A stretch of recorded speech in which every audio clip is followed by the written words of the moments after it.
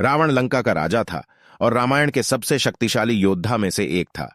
रावण के 10 सिर थे, जिसके कारण उसका नाम दशानन भी था। रावण को बुराई का प्रतीक माना जाता है, लेकिन उसके पास कई गुण भी थे जो उसे एक विद्वान बनाते थे। रावण 6 शास्त्रों और 4 वेदों का झांता था।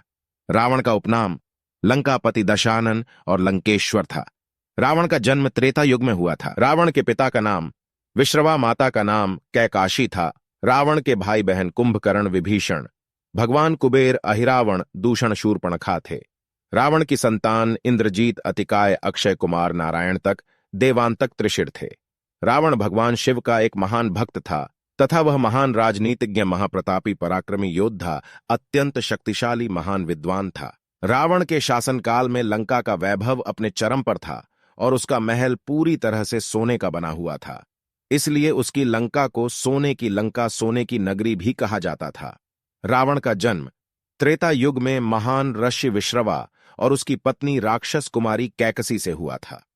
रावण की 2 पत्नियां थीं, लेकिन कहीं कहीं रावण की 3 पत्नियों का जिक्र भी मिलता है। रावण की पहली पत्नी का नाम मंदोदरी था, जो कि राक्षस राजमाया सूर्य की पुत्री थी।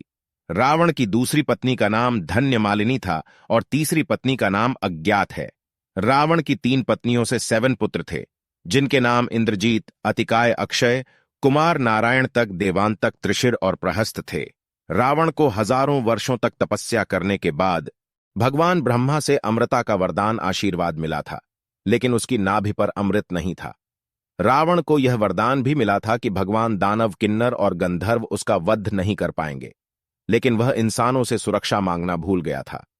पौराणिक उल्लेख में रामायण, महाभारत, पद्म पुराण, श्रीमद्भागवत पुराण, कूर्म पुराण, आनंद रामायण, दशावतार चरित आदि ग्रंथों में रावण का उल्लेख मिलता है।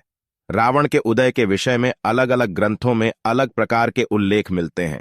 श्रीमद्भागवत पुराण, पद्म पुराण के अनुसार हिरण्याक्ष और हिरण्यकशिपु दूसरे जन्म में रावण और कुंभकर्ण के रूप में पैदा हुए थे।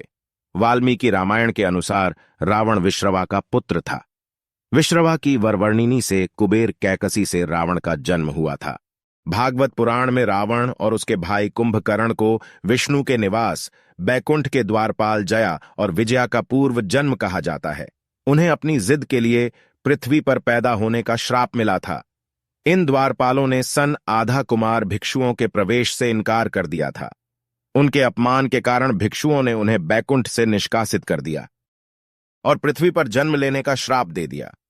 विष्णु सहमत हुए कि उन्हें यह दंड दिया जाना चाहिए, लेकिन 2 विकल्प भी दिए कि वे 7 बार सामान्य, नश्वर और विष्णु के भक्त के रूप में या 3 गुना शक्तिशाली और मजबूत लोगों के रूप में पैदा हो सकते हैं, लेकिन विष्णु के दुश्मन के रूप में प्रभु के साथ वापस आने के लिए उत्सुक थे। इसलिए रावण और उसके भाई कुंभकर्ण का जन्म त्रेता युग में विष्णु के शत्रु के रूप में श्राप को पूरा करने के लिए हुआ था।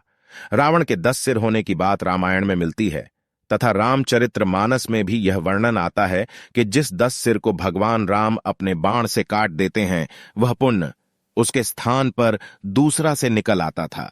इस तरह 10वें दिन अर्थात शुक्ल पक्ष की दशमी को रावण का वध हुआ था।